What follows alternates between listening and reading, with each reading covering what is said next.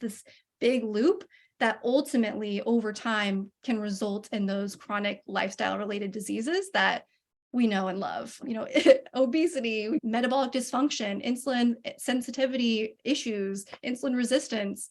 All of those things don't happen at one moment. They happen after years, decades of that process happening, and just our lack of awareness to what's going on in our body. Carlee Hayes, welcome to the Dr. Tyna Show. I am so excited to have you here today. You are a registered dietitian with NutriSense, a company that I love and who's sponsoring this episode. And I was just excited to bring you on so that we could talk about hormones and seed oils and the connection to all of it with metabolism. I think this is a subject I get a lot of questions on, and I'm glad to have you here. Yay. Well, thank you so much for having me. I love your show. I listen to it all the time. So I'm really excited to be a part of it. Oh, awesome. I'm excited. I love it when I feel like I'm talking into the abyss because I sit here and stare out at this field behind my house and just talk to my microphone. And I never really know where it's landing. Instagram won't let me grow. So I don't usually get a lot of feedback. And I love it when I hear that people are listening to the show. So awesome. All right. So as well as I do, that poor metabolic health is really a huge factor in hormonal disruption. And people don't seem to put the two together. A lot of influencers online will be like, hey, let's balance your hormones naturally. But they're never really doubling down on the root cause, which is metabolic disruption. And we know that seed oils, I believe, are actually more responsible for the metabolic health crisis that we're in as a society than even sugar is. So can you tell the audience, what are seed oils, first of all, just 101? Yes, definitely. I do think there's so much confusion there. There's a lot of misinformation about all areas of health, but seed oil seems to be the one that is popping up all the time now, as I know you know. But yeah, when we look at what seed oils are, and to lay the groundwork for what I'll talk about today, again, there's a lot of unknowns. So I just want to dive into what we do know right now, what we can use in our own lifestyles, and then what's still unknown. So just trying to paint the picture of how we can use this information in our lives, as you always do with your audience. I love that you mention it in a practical way, like how can you actually apply this to your life? So I'll make sure to touch base on that. But yeah, just to lay the groundwork for what the heck these seed oils are. Again, there's a lot of misconception here. Sometimes vegetable oils get labeled as seed oils, but as you know, vegetable oils are also a type of processed fat, but they are not actually seed oils. So seed oils specifically is a type of those industrial processed oils in which the oil is extracted from crops of seeds. So think rapeseed, which is your canola oils, also very popular. Corn, soy, which is the most commonly used oil in the United States, cotton, rice bran, sunflower, and safflower seeds. So most of these processed seed oils are really, really high in a type of fat called PUFAs. And again, we hear this term thrown around a lot as kind of the evil fats in the fat category. But really what polyunsaturated fatty acids are, or those PUFAs are, is just a fatty acid that contains 2 or more double bonds. So probably not anything anyone needs to memorize, but just to let you know what that is, that's what those are. And there are 2 specific types of PUFAs that are really, really critical for us to discuss when it comes to the health of humans. And those are omega-3 fatty acids and omega-6 fatty acids. So I think we are humans and we like to think black or white, good or bad. And so you'll hear omega-3s listed as the good omega fat, and then omega-6s listed as the bad fats. And there is some truth to that, but just with anything in health, it's so much more layered and nuanced than that. But when we think of those 2 different types of omegas, they're both polyunsaturated fatty acids. So they're both PUFAs, and both can be present in seed oils, right? So when we think of omega-6s, if we want to, again, make it black and white, kind of simplify it a little bit, those are shown to enhance inflammation, so they can cause inflammation. And then omega-3 fatty acids can inhibit inflammation. So we've got, both sides of the spectrum there. And the thing to remember is that they are competitively metabolized. So when I say that, I mean, they both go through the same metabolic processes. So if you have too much of one, that's going to inhibit how much you can get of the other. So when we think through the lens of omega-6, omega-3, the problem isn't necessarily all omega-6s. It's that our food system has changed so much that it's almost impossible to get away from omega-6s. And the ratio of those two fats is completely off, right? So we know that we need a good amount of omega-3s to fight inflammation and to keep that process running smoothly. We do need some omega-6s, but too much of those can enhance inflammation in a way that doesn't serve our body in any certain way. So if we think from a human evolutionary standpoint, we used to have about a equal ratio. So equal parts omega-6, equal parts omega-3. And now as these have become just abundant in our food supply, that has skyrocketed, and the ratio of omega-6 to omega-3 is 20-1. So that has just shifted like crazy. And a lot of those things, as you know, I know you talk about on your show a lot, we eat a lot more processed foods. We eat a lot of foods with these added fats.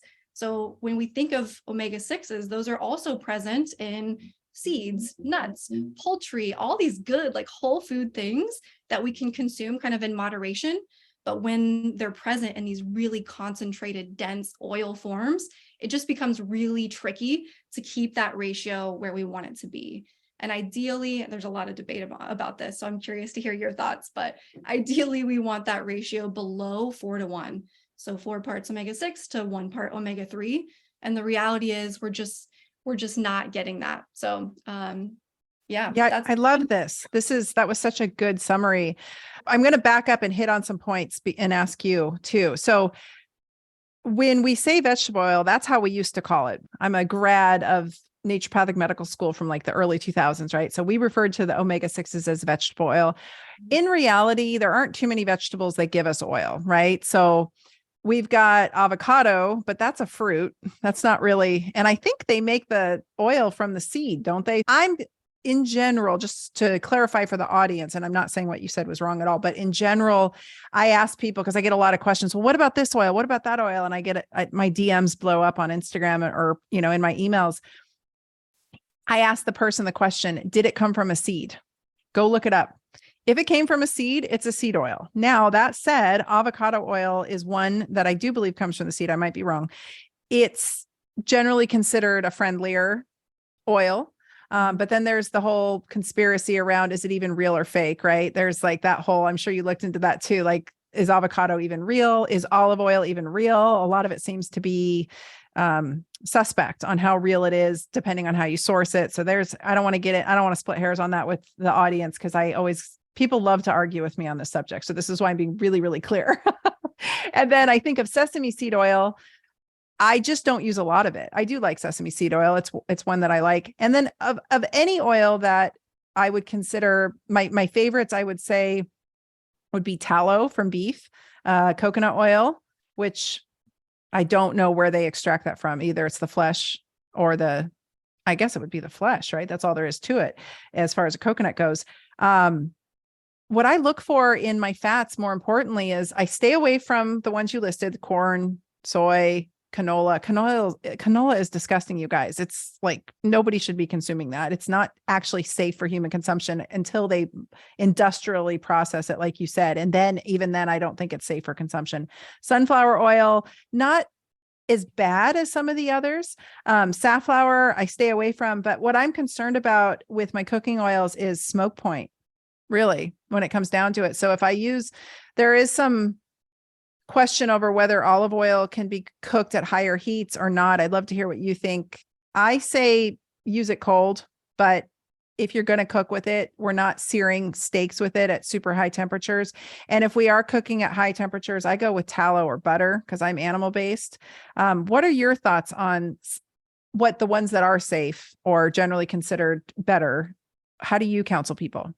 Yeah, that's a great question. And there is a lot of debate about that, especially with olive oil. And I think that's the thing that sometimes consumers can get really frustrated. It's like, well, you told me to eat olive oil, but now I'm hearing that, 70% of olive oils are actually vegetable oils in disguise. And there's a lot of truth to that. There's a lot of conspiracy around olive oil. So I think the big thing that you can do is get good quality olive oil, you need to know, where it came from and when it was harvested or created, so that like how quickly to use it. Is it good? Because that's another thing too, is you want to use your oils quickly so that they don't become rancid and they're still quality cooking oils. But for high temperature cooking, I do think that avocado oil is one of the best ones. But also, yeah, I'm a big fan of coconut oil, grass-fed butter, ghee, tallow. I think those can all be used in cooking for low temperature cooking or for salad preparations, or whenever you're going to use just a cold oil. I think a good quality olive oil is probably your best bet.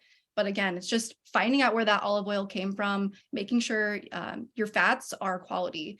And then I think this is something that we counsel a lot at NutriSense is there's a piece that comes with fats, in that you want them to provide satiety, right? You want them to be filling. And I don't know about you, but if I'm going to drizzle olive on a plate and eat that, that's not very filling, right? So you have to think about that component as well. And that's where whole food fats can be so much more satisfying, filling. And I always think of oils as just kind of a dressing. So you're using that a little bit for cooking or maybe a drizzle for flavor, but you're getting the bulk of your fats from the foods that you're actually eating. So your good quality animal products, like a good quality grass-fed steak or some really good chicken or eggs. There's some really great fat in there that's going to contribute to that satiety factor. And we don't want to rely on cooking oils or that liquid form to give that to us. So that's the other piece that I think sometimes people don't think about. So to summarize, choosing really good quality stuff, knowing where it came from, and then focusing most of your attention on those whole food sources. Yes. And you guys, just a tip. I have a whole fats and oils guide inside my metabolic revamp toolkit that you can check out on my website, but I just want to throw that in there for people who want something more specific. Okay. So I'll say this too, before we move on, make sure you buy it out of a glass bottle that is dark in color, right? Yep. Like we don't want something coming to us in plastic that's rancid.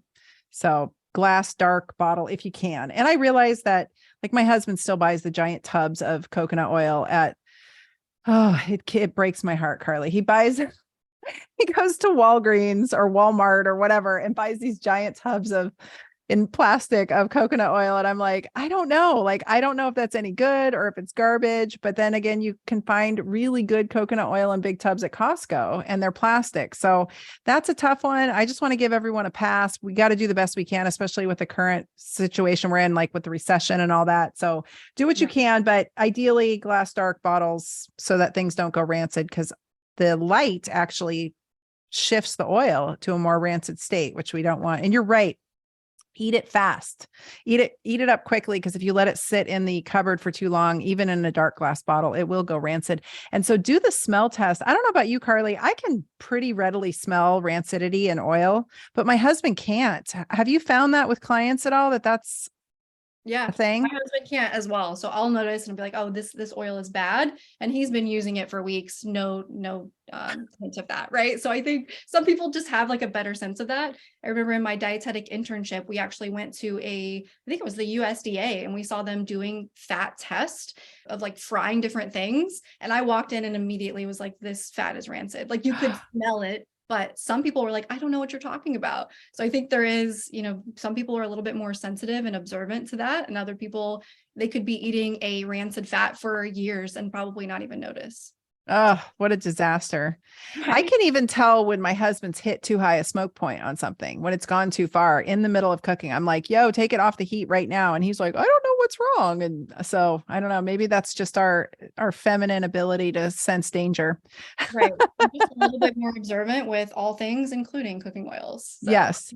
And then to ask about your ratio. Yes. So what I told patients for years is, look, so, when I was graduating from school, it was all the rage to just pump high doses of fish oil into people. I'm not a super fan of that in every case. I do have my reasons for wanting to use like high EPA or high DHA in certain patients. And I do so under supervision. And I never suggest people go crazy with the fish oil. I have a fish oil in my line that I love, but I don't suggest people take high doses of fish oil without proper just somebody, anybody, whether it's a dietitian or a nutritional therapist or a health coach, just somebody kind of guiding you, because too much of something is too much of something, because it is a PUFA, right? At the end of the day, it is in that PUFA category. But what I tell patients is like, stop eating so many damn omega-6s so we don't have to put so many omega-3s on it to put the fire out. Because like you said, it's that ratio. And I don't worry too much about like splitting hairs on like 1-4, 1-6. I just want to make sure people aren't consuming massive quantities of omega-6s and not getting any omega-3s.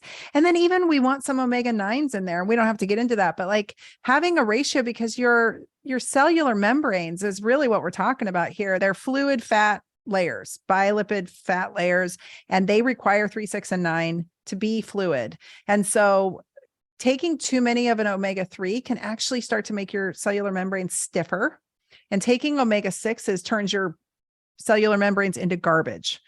And that's what I want people to understand, is that cellular turnover takes time. And if you've been living off the standard American diet and consuming massive amounts of omega-6s for your whole life, all of your cells are made of that. And it takes time to turn that over, which is a kind of a terrifying, gross thought, So here's how I keep it simple. Just don't eat out of the house.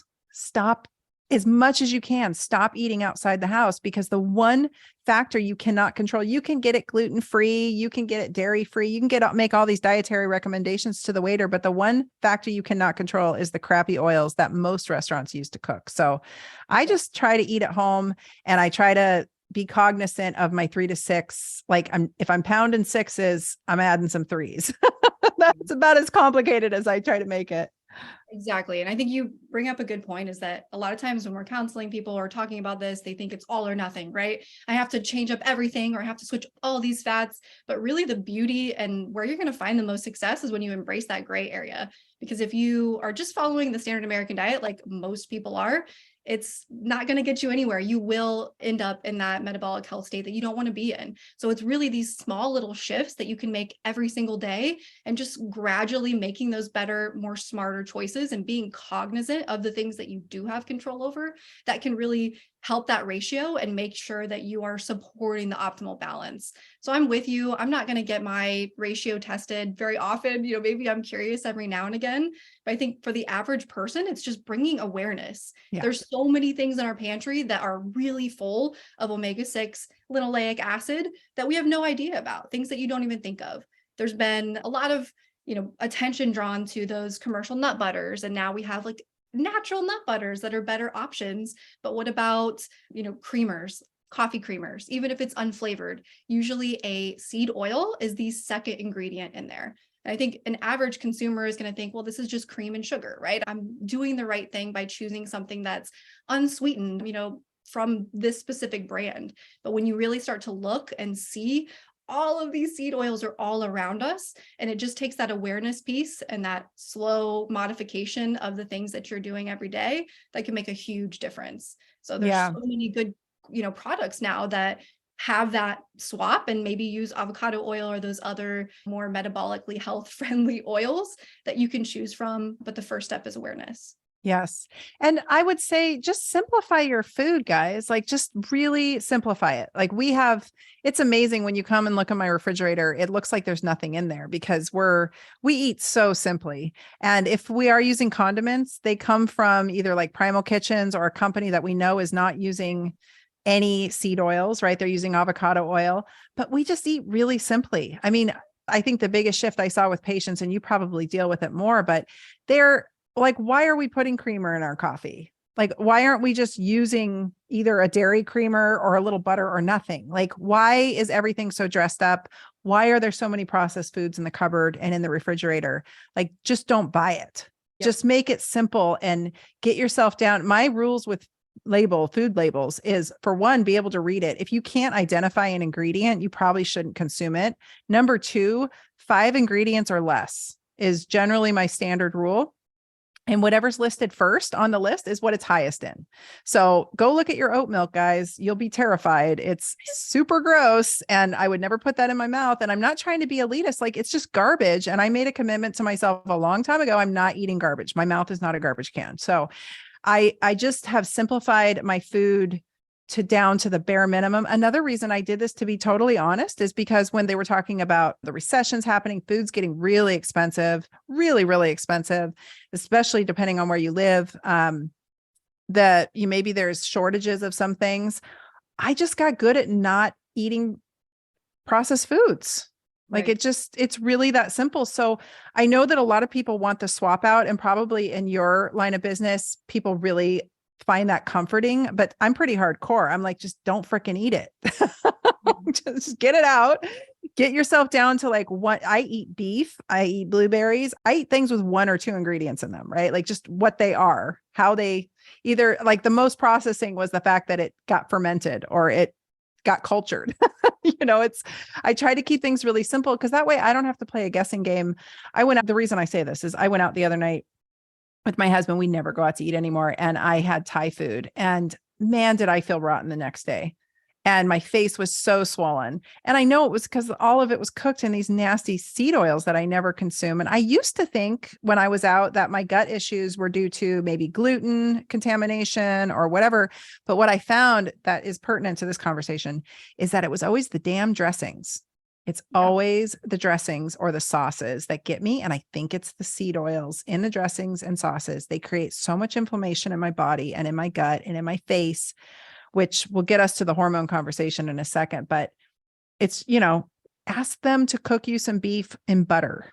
Make it simple if you have to eat out. But yes, we might have to give up some of the things we love, but sure is better than having garbage cellular membranes that, destroy our health so slowly and really are, I think, driving people straight into metabolic dysfunction.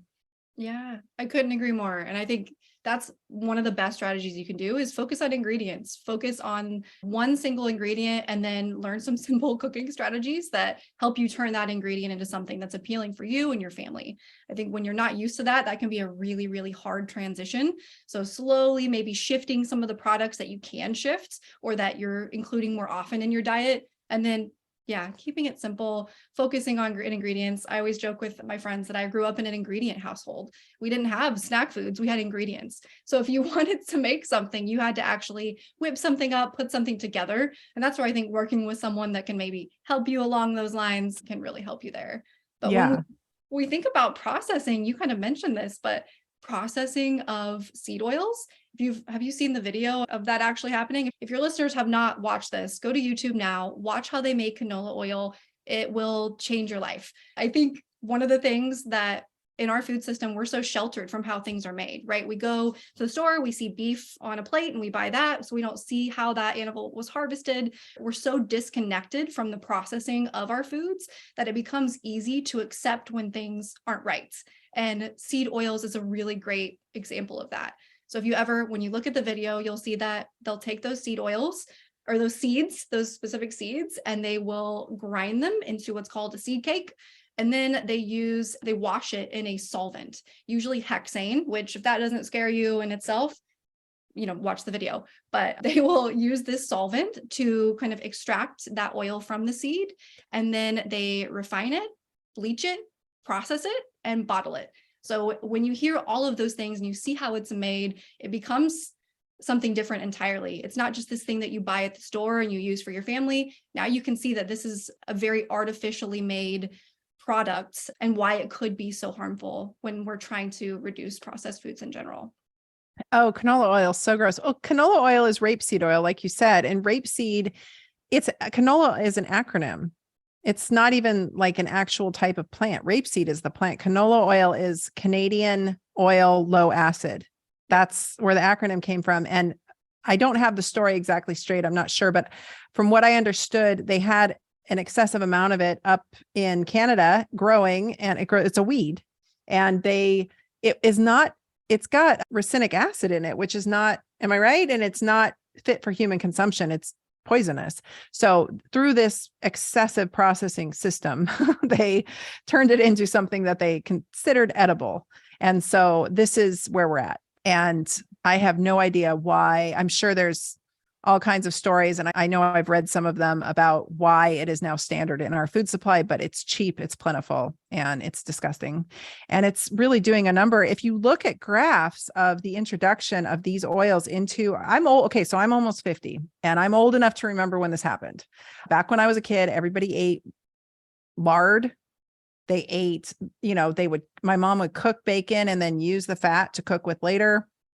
She would use tallow to cook with later.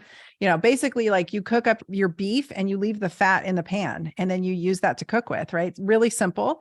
And the shift happened somewhere in my elementary school, where all of a sudden we were eating a lot of Crisco, a lot of Pam spray. And I watched both my parents balloon up. I watched my sister balloon up. I watched everybody in my family but me balloon up. And I was like, oh my gosh, what is happening? And you know what I did? I stupidly blamed it on meat, and I quit eating meat for a long time, which was a utter disaster to my hormones. So we're going to get to hormones, guys. We're getting there. But the rates of obesity and diabetes have skyrocketed if you look at the graphs of when the introduction of these crappy vegetable oils. This also was during a time when there was a big push towards saturated fat being bad for you. They were vilifying it, very much to do with the statin drug industry. It all coincides to needing to push statin sales up and convincing doctors. But this huge shift in how we're supposed to eat and think of fats happened when I was a kid, and I was there. I saw it. And then by the time I was a teenager, we were having fake fats like these what was it? Olea? What was that fake one that they made the chips out? Oh yeah. And everybody got diarrhea. That became a big thing when I was a teenager. And I kid you not, I saw my cousin. I hadn't seen her in years. I think we were in college. I saw her on a trip and she looked so gaunt. And everyone's like, look how thin she is. She looks beautiful. She looked like ash. She looked like people who have gastric bypass surgery, just so ashy and gaunt. And she was living off of this artificial fat. And I was like, oh, and then she tells me she's having diarrhea every day. And I remember thinking, well, that's not good. So I was also old enough this was also coinciding with the advent of fake sugars. So we were getting artificial sweeteners and crappy seed oils introduced into our diet and being told at the same time to stop eating meat and salt and eggs. And it's just been an utter disaster ever since, from my perspective, right? Like, I don't know. I'd love to hear your thoughts. I know you're a bit younger, but you've probably studied this more. Well, what's interesting is that, I'm a registered dietitian and I was trained basically on everything that you're saying, that, saturated fats were bad and polyunsaturated fats should compose most of the fats in your diet. So those were still part of the curriculum when I went through dietetic school, which was 6-7 years ago. Wow. Yeah. And I think, I was always a good student, straight A student right here, wanted to learn everything. And so I listened and I paid attention and I believed it until I started to do my own research, and you realize there's more to this story than I was told. And so you talked about kind of the invention, or, when those processed oils became more prevalent. It's actually a really funny story. So Procter and Gamble, the company, were actually the first to kind of discover that they could use these seeds to make this type of oil. So at this time, they were making soaps, they were making lotions, like they were in that business, and they were using, like coconut oil, palm oil, but those were a little bit more expensive. So they were on this hunt for this cheaper oil that they could use, or this solid fats that they could use to make those products. But what they found is that there was this excess of cottonseed oil that was really just thrown away as kind of a waste product, but they could use, and this is where trans fats come in, the lovely trans fats. They could use this hydrogenation process to make this a solid fat, and that could be used for their needs, but it could also be used for cooking. And consumers jumped on that, right? Because it's affordable. It lasts for a long time. It doesn't have a smell, a lot of benefits, but that's where the invention of trans fats and Crisco kind of came in from Procter and Gamble, which is so funny. But now we know, as of 2018, trans fats are banned from the food system. They're still there in very small amounts and allowed to be not even listed on the label if they're in very small amounts. So they're still there, but we know that that was really, really detrimental to health, to obesity, to all of these metabolic health processes. But with that finding, they also found, hey, we could use these vegetable oils, these seed oils, we can make a lot of money and consumers like them. They're cheap, a lot of benefits there. And I don't think, they had ill intentions. Maybe I like to believe the best, but what happened after that is that we relied solely on those fats and we saw a lot of detrimental outcomes from that. Yeah. I mean, obesity rates skyrocketed, heart disease rates skyrocketed, diabetes rates skyrocketed. So this takes us back to metabolism, which is really why we're here, because that's what I always harp on, is having good, healthy metabolic function. And the NutriSense Continuous Glucose Monitor system helps with that tremendously. I have found that to be, and I know I say this all the time, I have everything, you guys, between being a physician in a regenerative medicine clinic. So I have had hyperbaric in my clinic for years, sauna, infrared, like I have everything. I have the Aura Ring, I have the Whoop, I have all the gadgets and gizmos, and I have tried them all. And the one thing that I constantly go back to regularly, if not quarterly or more often, is this continuous glucose monitor, so that I can look at what foods are doing to me. And it's not just about sugar. It's not just about what I'm putting in my mouth, even. It's my stress, my sleep, my reaction to things. Anticipating stress makes my blood sugar spike. I mean, it gets more brittle as we age. I don't have a better word for it. Like, our adaptability to carbohydrates and to blood sugar swings gets a little more brittle. Have you seen that with your clients as they've aged? Like, they're just not quite as adaptable as they once were. And then on top of it, when I eat shitty sources of oil, I feel worse and my blood sugar does weird stuff. And it doesn't just happen right then. It's like weird for a while, for maybe the rest of the day, or I'll see disruptions in my sleep, even blood sugar spikes during sleep. And it has little to do with when I ate. It's everything to do with what I ate. And so I would love to talk about that. And maybe if you've seen anything specific with seed oils and your experience looking at probably hundreds and thousands of these readings on people's monitors. Yes, 100%. And I think I'm right with you. I think one of the most impactful things people can do to understand their metabolisms and see where their efforts are going to make the most impact is to wear a CGM. There is really no other way to see how your body's responding in real time than to put that CGM on, scan it, and then see in real time on your phone how all of those meals, including seed oils, including carbohydrates, anything else is impacting you. And we've definitely noticed that over time, the seasons of life can impact how your body responds to those specific foods. So there's a lot of reasons behind this, but I think one thing to touch on first, and this kind of ties in seed oils, is that we talked about when you have high amounts of omega-6 fatty acids in your diets and not enough omega-3s to kind of balance that out, you can contribute or enhance the inflammation in your body. And so I think that's a huge thing that we see kind of acutely, but also chronically, is that if you have that low grade kind of consistent inflammation going on in your body, that can also influence your glucose responses. So as you know, and your listeners probably know, inflammation in not excess can be a good thing, right? That's our body's signal that maybe some more attention needs to be drawn to a specific area, or something's going on. But when you have that low grade chronic inflammation all the time, i.e. you're eating a standard American diet, you are really high stress, you're not getting enough sleep, all of those things are compiling over time, so years, decades, this is where it can really add up, and you can see that kind of impact in your metabolic responses to food and all those other lifestyle factors. So when we look inflammation and glucose, so the thing that I look at all day long is glucose, right? And when we see inflammation, or we think about inflammation, there's really this bi-directional relationship. So if you have a lot of inflammation going on in your body, that is going to reduce your insulin sensitivity. So, if you have this acute inflammation, you might have a really high response to a meal that you just responded great to yesterday. And that's because this inflammation is there, and that's impairing your body's ability to perform its normal duties. So I always think of this, or a good example is when you have the flu, when you have COVID, when you have just any sort of illness, it's kind of the same way. Your body perceives that as a stressor, and it's going to tamper down its insulin sensitivity so that there's more fuel available to fight against whatever that threat is. And again, short periods of time like the flu, that's normal, that's good. Your body's doing its normal processes to fight against whatever's ailing you. But over time, if you have that chronic inflammation, that's where you can start to see glucose kind of elevate and increase throughout the years.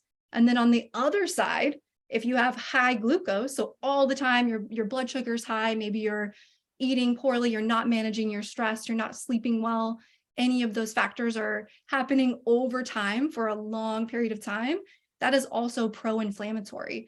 So that high glucose values can cause microvascular damage, and that can lead to oxidative stress and then endothelial damage and then increased inflammation, and this big loop that ultimately over time can result in those chronic lifestyle related diseases that we know and love, obesity, metabolic dysfunction, insulin sensitivity issues, insulin resistance. All of those things don't happen at one moment.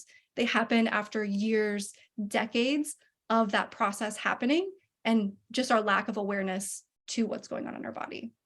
That was so well put. I want to high five you to the screen. So well put. And I want the audience to rewind and listen to that part over and maybe make it go slower so you can hear what she just said, because that is it in a nutshell. This is what's wrong. This is a disaster, you guys, coming down the chute. We are in a mess as a species. And this is it right here. What you just said is it. And people don't understand that. They think these things are isolated issues, isolated incidents.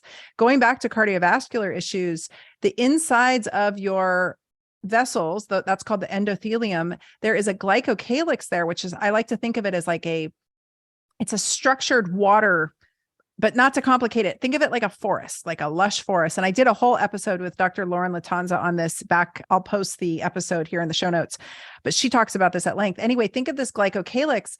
When your blood sugars are whacked out, you're caramelizing your cells, first of all, in the simplest way to put it, right? Like the oxidative stress on the cell is caramelizing these sugars on your cells. But this glycocalyx it's a forest that gets burned down by this inflammation you just mentioned. So the inside lining of your vessels of your cardiovascular system basically have no protective layer. The forest is getting burned down over and over again. And the cool thing about the glycocalyx is it can like reestablish itself and go away very quickly. And so, I mean, I'm talking in kindergarten terms. I'm sort of, I love it though. This is the best analogy. I'm kind of gumming it up, but this is in its grossest form. This is how it works.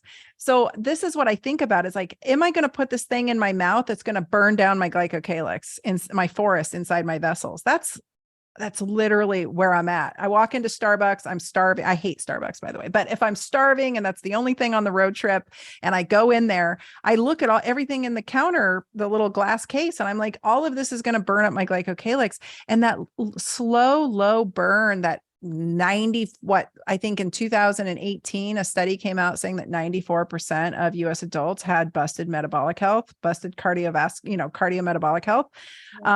That's a lot of people. And then when you think about the heart disease that is potentiating, I firmly believe that 99% of cardiovascular issues are due to poor metabolic health, simmering that fire for so long. And then if you make it past that, guys, you're looking at the last stat I looked at just the other day, up to 40%, 10 to 40% of type 2 diabetics will end up in chronic kidney failure and on dialysis. So you're looking at a life of being hooked up to a machine several times a week, getting your blood filtered, which is a utter disaster. And if you make it past all that, you're looking at pretty much a guarantee of dementia and Alzheimer's. This is why I pound the drum on metabolic health. And then going back to COVID, these viruses induce a transient diabetic state in the patient because of exactly what you said. We've got to free up sugar to go fight the battle. Like we need blood sugars to get our immune systems fueled to go. And so there is this transient diabetic state that happens. And I think the reason early on we were seeing such severe decompensation in patients was because they were already going into it metabolically unsound. Yep. Right. They were already going into it sitting in this. Most people don't realize that they have metabolic disease or that they're diabetic. And so they went into hospital already having their blood sugars whacked out. And then the COVID itself causes, and so does the flu, and so does every other infectious process. It puts you into a transient metabolic. So does pregnancy. It's all purposeful. The insulin is there for a reason. The blood sugar is there for a reason. So anyway, to simplify it, you want to go into these things in good fighting condition. That's it. You want to walk through life in good fighting condition. Chronic stress will burn down your glycocalyx of your endothelium. So if you're living a stressed out life, we can't always change all those factors, but we can control what we put in our mouth, and we can control our sleep habits, and we can control our exercise habits to some degree. So this is what I'm trying to always harp on in this show is like, get your shit together, guys, because there's a lot of factors we don't have full control over, but the ones we do, we can double down on. And I think this is where that CGM is so powerful, because you may think you're doing all the right things. For me, I thought I was doing all the right things, but I was in a really stressed out period, and holy smokes, was that wreaking havoc, right? So yes, I can't control some of those stressful factors. They're familial, things are happening, but I can control the other factors. Like I said, so this is where having some feedback in real time, I think it's crucial. And it's a shame that doctors won't prescribe it for healthy people very often. And this is where a company like yourself comes in very handy for folks who are interested in finding out, because their doctors won't cover it. And I think it's just such a phenomenal investment in oneself and one's health to take a good hard look at a month's worth, at the very least, of what their blood sugars are doing all day. 100%. And I mean, for me as a practitioner as well, it's been eye-opening, because you learn all these things, but I think just any human is going to retain it best when you actually see it in practice, right? So I've been preaching, eat your protein first, eat, mostly non-starchy vegetables, and people can hear you, right? And they think you know what you're talking about, but when they're seeing that in the data on their body, you cannot fight that. There is no way to ignore that data. And I think that's the missing piece, right? We have all this education. Some of it's great, some of it's not, but we have a lot of education out there. So I don't think that's really the issue. It's just people learn best by seeing, and they want to know that these changes they're making are going to make an impact in real time. If you're thinking, oh yeah, I know I need to prioritize my metabolic health because 10 years down the road, I want to be healthy, that's not as motivating. That's not sexy. But when you see, wow, if I eat this food right now, my blood sugar spikes to 180, there's that sticky habit. There's the thing that's going to stick, and it's going to remind you every time you pick up that same food, okay, is my metabolic health, more important than this? What changes can I make to optimize this? What, glucose hacks can I do to prioritize my metabolic health?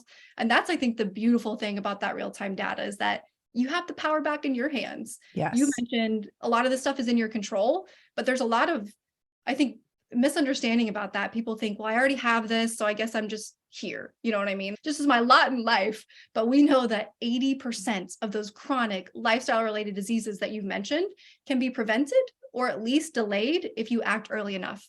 So if you're able to identify it and really just make those small changes over time, you can prevent or at least delay it, improve your health span, improve your lifespan. And that's where I think it can become powerful. It can become sexy, because you can have that power back in your hands. And that's why I'm so passionate about what I do, because that click is the best thing ever. It's huge. It's objective visual data, and there's nothing more compelling than that. And, another, taking this back to seed oils, two things. One is, as far as objective data goes, when I would take a patient on a journey towards wellness, it took about 90 days for us to start seeing definitive changes in their lab values. And that can be disheartening, because they're doing all the right things. They want to run their labs a month in. And I'm like, okay, but it's a waste of your money, because we're really not going to see a lot of changes. I actually think part of that's due to seed oils. I think that's partially due to that cellular turnover, that cellular membrane that takes time. That takes about 90 days to shift over. So that's partially due to it. Some of these people have really busted metabolisms coming in, and they came to me a complete hot mess. And so it's going to take some time. But when we get to that 90-day mark and they see the efforts working, they see that objective data, it's very inspiring. But you guys, with a CGM, you can see it in real time. It like immediately, it's so cool to see. And it's so much more inspiring and keeps your willpower going and compelling to keep doing the right things, because you're seeing it all in real time. And then when you flub up, you're like, oh, well, at least flubbing, going into a flub up, knowing you're flubbing up is a whole different ball game than having no idea what's happening and feeling really disempowered. So I'm not perfect by any means. I mean, I ate popcorn at like 10 o'clock last night, and I looked at my husband. I'm like, this is a bad idea. We should have gone to bed an hour ago, and we shouldn't be eating popcorn. Totally disrupted my sleep, whatever. But and my gut doesn't feel so great today. But I knew going in what I was doing, and I knew what it was going to do to my blood sugar because I've used the CGM enough.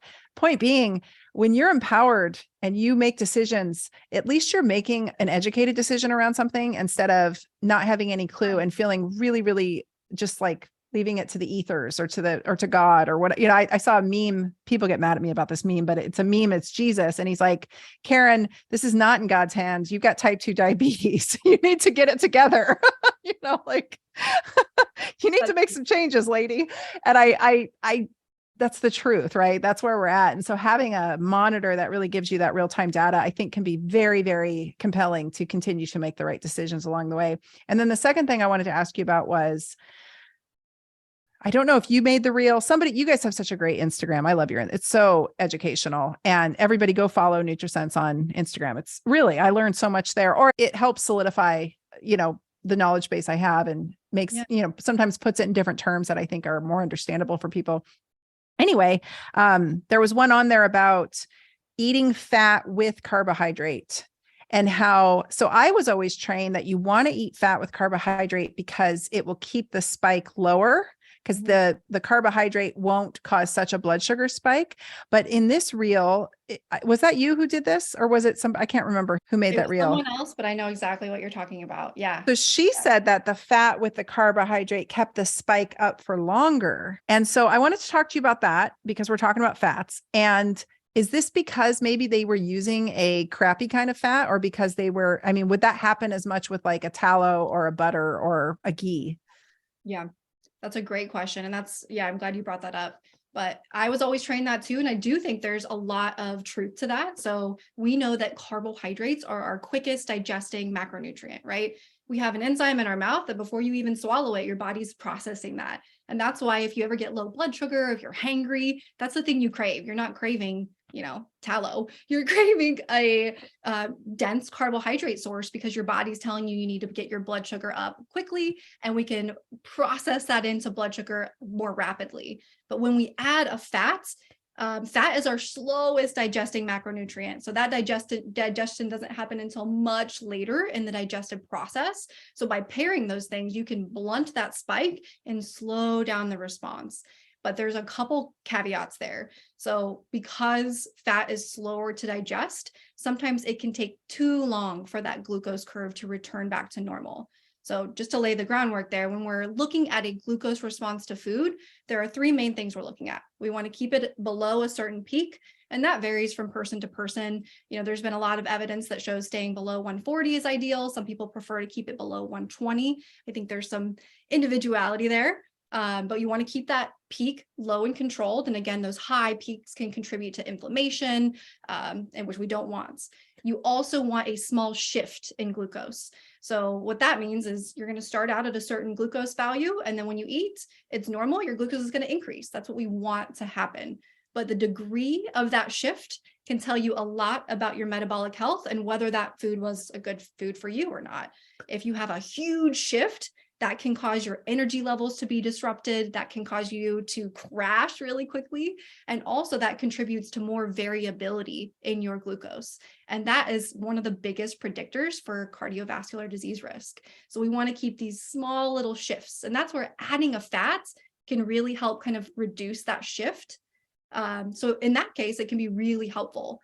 The last final piece of that glucose curve is how quickly it returns back down to baseline. So we want to get back to around normal or your starting baseline glucose within about 2 to 3 hours after eating. And that's just a sign that your insulin did its job, right? It responded to that glucose, it brought glucose back down, and now you're stable. But when we have fats, combined with carbohydrates, sometimes that can take longer than 3 hours. And that's again, because fat is our slowest digesting macronutrient. So a lot of pieces can play into that. You kind of hinted to that if you have like a really cruddy fat, or if you have a really high proportion of fats, that can take longer for your body to process. And that's not necessarily what we want, because that is telling your insulin over and over, you got to keep working, you got to get that glucose back down. So that just overworks your insulin, and that's not what we want. So there's a beautiful like middle ground where you can have a little bit of fat, the right type of carbohydrates that produces that beautiful glucose curve. But that's where it takes a lot of experimentation. For me, whole food fats, boom, I can get right back down to baseline. Yeah. But if I have foods like pizza, right, really high in fat from all the cheese and the pepperoni and all these other things, but also high in carbohydrates, that can take a really long time to get back down to baseline. And sometimes we'll see multiple spikes in glucose because, again, your insulin's just working overtime to try and get that back down. Same sort of thing with fried foods. So this also goes back to the type of fat, right? If you're frying something, it's already a processed carb with that breading, and then you have that seed oil that you're frying it in, that can take a really long time to get back down to baseline.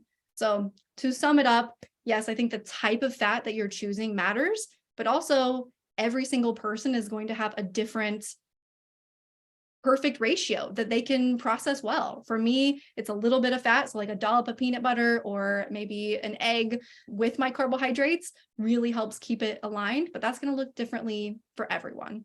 And then the other piece, that you can play with is the amount of exercise or activity afterwards, because that can kind of help you get back down to a stable place a little bit more rapidly. Yes. Yeah. So again, a good reason to check out a monitor and see like what's happening for you, because it's different for all of us. And it's different for me from year to year. I used one of these back in 2020 when life was really stressful and I was taking a lot of bullets online for not going along with the narrative, and and I was drinking alcohol regularly. A totally different response in my graph than the last round when I did it and things were like pretty clear cut. Again, sleep and stress will do all kinds of, and alcohol will do all kinds of crazy things to your blood sugar, not just in real time, but over the long haul. So let's tie this up and tie it back into hormones, because that was the promise. Two things I have, and then I'd love to hear your thoughts. Number one, your hormones are made out of cholesterol. Your sex hormones are made out of cholesterol. So the type of fats you eat and whether or not you're getting good, healthy, saturated fat has a lot to do with your hormonal production. And then number two, something I've talked about this whole month has kind of been the theme of hormones and metabolism, is that if your metabolism is not dialed in, you're going to have a very hard time having hormonal balance at all. And then lastly, I'll say, if you just put in vegetable oil and estrogen and go look at the studies, it's crazy. But there's one in particular I wanted to share. In 1960, they injected mice with vegetable oils and the uterine weight increased, meaning it was pro-estrogenic. And then byproducts from the milling of cereals were also capable of eliciting a uterine response. So they were getting, anytime your uterus starts to grow, it usually means there's estrogens in the field. So I thought that was really interesting that even since 1960, we had a decent idea. So whether these things are pro-estrogenic or whether they're wreaking havoc on hormonal pathways and intermediates, or simply just wreaking havoc on your metabolic health in general, your hormones are not going to be happy. So yet another reason to avoid really, really crummy refined carbohydrates, but more importantly, putting some emphasis on those crummy seed oils. What are your thoughts? 100%. I think you said it beautifully there. I would just add to your thought on cholesterol. Yes, we do need cholesterol. And I think a lot of the reason why we include so many seed oils in our diet is related to some of the research that was done on cholesterol and how that was incorrectly assessed and reported upon back in the day, right? So the reason why we changed our dietary recommendations for Americans to, focus on reducing saturated fat and increasing pho as part of your sole source of fat is because, as you probably know, the Minnesota coronary experiment, right? A lot of those big studies where they looked at what happens when you reduce saturated fat in the diet and you replace it with polyunsaturated vegetable oils, that results in a reduction in cholesterol. So researchers saw that data and they said, awesome, goal achieved. This is what we're going to recommend. And now that we've reassessed and we looked at the total research results, because a lot of that was not released back in the day, now we know that, yes, it decreased cholesterol, but all-cause mortality increased when we changed it out for polyunsaturated fatty acids. So yes, cholesterol can be reduced, but when you think through the lens of hormones, is that a good thing, right? If we are relying on good sources of whole food fats to create the cholesterol that's in our hormones, and that's all related, you can see how seed oils are not supportive of that good quality hormone health. And again, I'm all for, I don't think you need to reduce all omega-6s. They're not the devil, but I think being more cognizant of where you're getting your fats, where you're getting your foods from, limiting those processed foods is one of the biggest and most impactful strategies to support hormone health. Amen. And I'll finish with this. I have been eating the same way that I currently eat long before there was a term carnivore, long before the word paleo existed. I have been eating this way since the mid 90s and definitely since to some degree, and then definitely doubled down on it in probably the early 2000s. My labs are enviable. I have never if anything, my cholesterol's still low.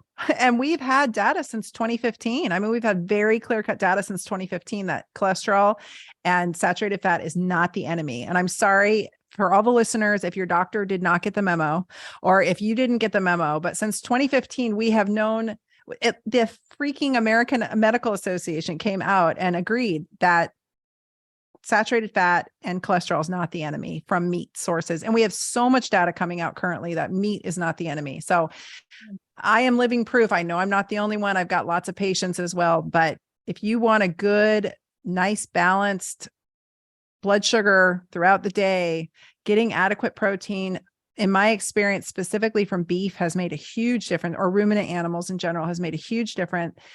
Getting those good, healthy fats in there. And then just like you said, just being aware. I hope this episode was really informative for people. Just bringing in awareness to what it is that you're putting in your mouth and the oils that you're using can have such a tremendous impact across the board. So thank you so much for being here. This was a lot of fun and I learned a lot, and I hope the audience gleaned a lot from it. I know that folks can get $30 off the NutriSense CGM system in the show notes link. Follow the link in the show notes and use code Dr. Tyna. But where else do you want to send everybody? Yeah, I would send you, like you mentioned, to our Instagram. Come learn. Even if you don't wear a CGM, but you want to learn more about metabolic health, follow us, NutriSense IO on Instagram. We're also on Facebook, Twitter. So just join the fun and join the learning. I think we are really all passionate about what we do. So if you want to learn more, come follow us. Yeah, you guys are such a great team and really high energy, really, really educational, informative. And I'm glad that you're out there helping people out. And it was so fun to get to know you better today. Thanks for coming on. Yeah, thank you for having me. And thanks for all you do as well. Thank you.